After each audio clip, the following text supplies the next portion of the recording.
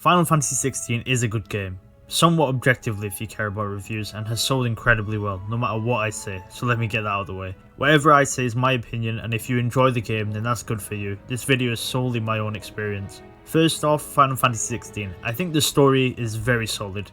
I've mentioned that before in my previous shorts, and you can tell obviously there's some inspiration from the likes of Game of Thrones. It's got all the lore and themes you expect of a Final Fantasy: crystals, icons, summons, whatever they're called, chocobos, etc. But the overall style is quite a lot darker than your average Final Fantasy, and I like the direction it's heading towards. It's a bit similar to the end of Final Fantasy 15. It's nothing too overbearing, but I think the problem is that the game feels a bit too long at some stage of the game. I think it's around the midpoint that the game starts to drag and the story starts to become messy, a bit like 15 but maybe not as bad. The ending, yeah, it's basically a Final Fantasy ending, ambiguous, kind of open-ended, although you can probably work out what actually happens if you play all the side content. For the rest of the game, I think the game was doing well pacing wise until around Cid's death, and then it started to slowly fall apart, getting worse and worse the more you get into the game. I don't know why Barnabas is even in the game, to be honest. I think they built him up as a mystery character and then he ended up just being a side piece to Ultima, so yeah, it's a bit of a weird one. I think if they made him the main villain, it might have been something that would have worked better. I'm not too sure. I think there's quite a few things in the second half of the game that don't really make much sense to me. I think Annabelle's death was done quite well, but her character was sort of underwhelming after they built her up, made her kill all the people in Eastpool.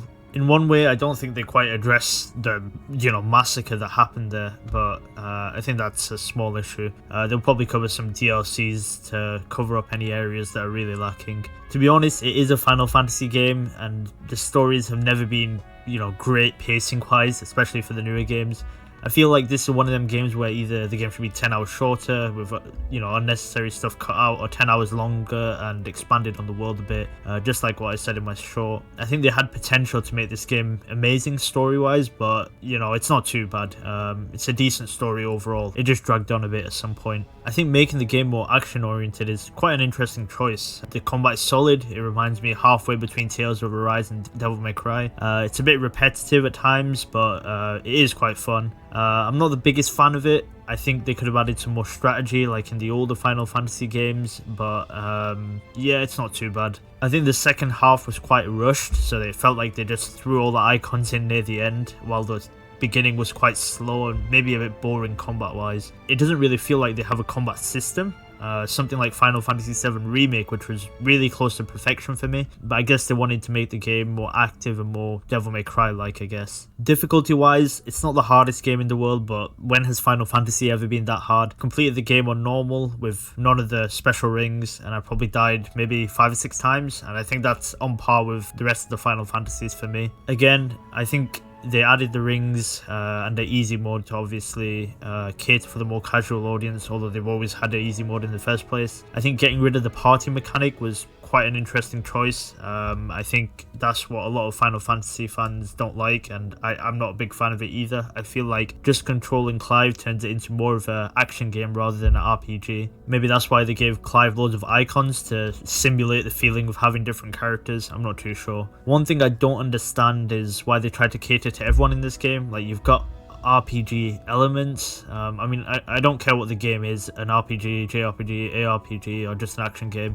I think that's irrelevant in terms of the actual criticisms and positives of the game. What I don't like is how they had a lot of half-baked RPG mechanics. They feel quite shallow. Like, you've got the shop or the traders, and you've got the crafting with very few items and not much variety. All the items feel like they just have a number that goes higher and higher. The rings have a bit more variation, but they're either less time on ability or more damage and armor numbers, with a few exceptions here and there. Even in the world, when you go around and there's an item or chest, it feels like there's nothing there except a portion of material, which is quite boring. There's nothing exciting like a hidden weapon or items available. It's not something you'd expect from your typical Final Fantasy game or even an RPG game in general. The characters are really good in this Final Fantasy. Clive is a very solid protagonist, definitely up there with some of the best Final Fantasy protagonists. I think he has some great character development. Even though he's on a revenge mission, he doesn't make it his entire personality. He's quite chill, he feels human. He's an older protagonist, that could be why there's a lot better character development. The side characters are amazing too. Gaz, Sid, Otto, Karen, they're all really good, they're great, they have a great dynamic with Clive and the rest of the crew. They all have interesting personalities and the hideout feels alive and exciting. I think Jill's character is kind of lacking. She has a good character development arc, but then she sort of feels like a side piece to Clive. Maybe that's what they were going for, but it just feels like they could have done a lot more with the character. Joshua as well feels like a side piece to Clive as well. I feel like he got reintroduced to Clive a bit late. Obviously his story was in the background, but it wasn't really brought to the forefront much. I think the dynamic between Jill and Clive could have been expanded on more. Obviously we know the dynamic between Clive and Joshua, but Clive and Jill just feels like a real slow burner. I mean, you have a 5-year time skip and nothing really happened. It feels like a purely platonic relationship when it's not. Maybe that's just Final Fantasy. Some character choices are a bit weird. The addition of Mid halfway through the game was like, what? She came for 3 hours of the game maybe?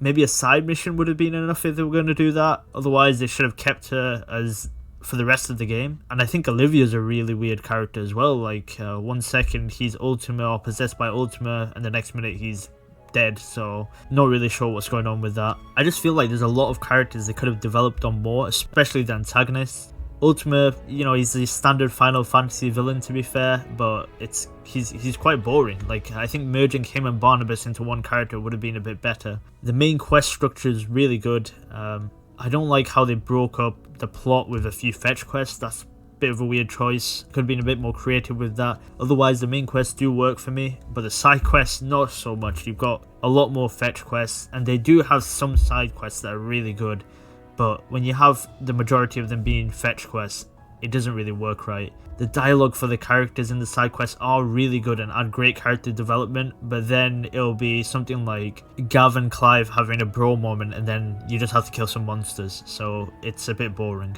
The graphics, music and sound are all fantastic, and the game actually feels like a next-gen game in these elements. I do get occasional frame drops in graphics mode, and I know it's worse in performance mode, but it's nothing super crazy. Probably better than most AAA games nowadays, and I'm sure they'll fix it in a later patch. The visuals of the combat are fun and exciting, flashy and creative. The music makes all the emotional moments feel like they should, and the graphics are just phenomenal overall. The game does have a lot of cutscenes, maybe a bit too many for most people, but I think I've seen worse in games like Metal Gear and the new Assassin's Creed. It's not too bad. I think most of them add some character development or plot progression, and having the active time law is a godsend. I think this is a feature that will cause a trend in the gaming industry and will probably be in many future games. The world structure and map is linear with some openish areas, and I think that's probably the biggest problem with this game. The closest Final Fantasy I can think of to this is Final Fantasy 12, but even Final Fantasy 12 is a lot more detailed than this game. It's not terrible and it looks great, but other than that there isn't much to it. I feel like they could have added a lot more in terms of items, hidden areas, or maybe just some hidden quests in certain areas.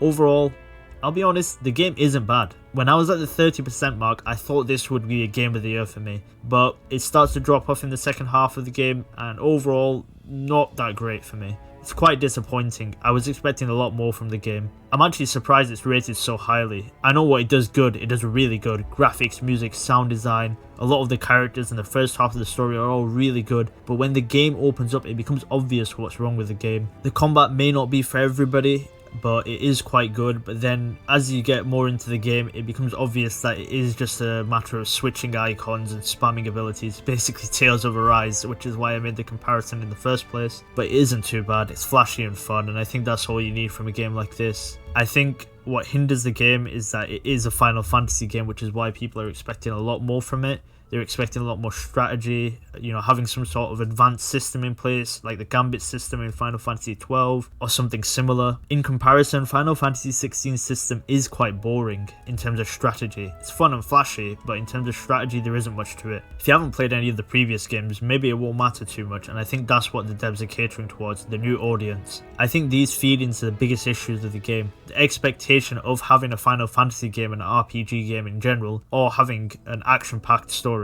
If the game was a new IP and didn't contain any half-baked RPG elements, I think it'd be rated highly by pretty much everybody. But because it is a Final Fantasy game, it does have different expectations, I'm afraid. Overall, I think it's a great action game.